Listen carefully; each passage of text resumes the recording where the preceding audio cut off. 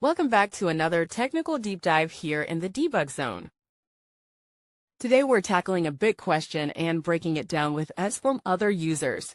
Hopefully this clears up some misconceptions and helps you get the answer you need. So buckle up, stay a little curious, and let's jump right in.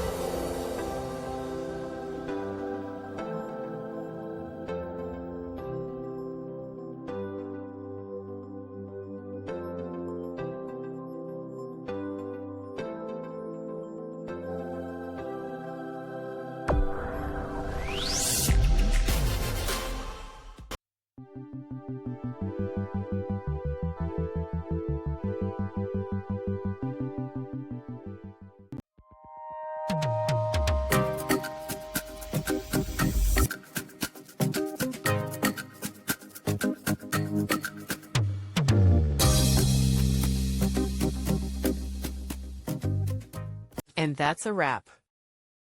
I hope you found the answer you were looking for. If you did, take a second to hit that subscribe button. It really helps out.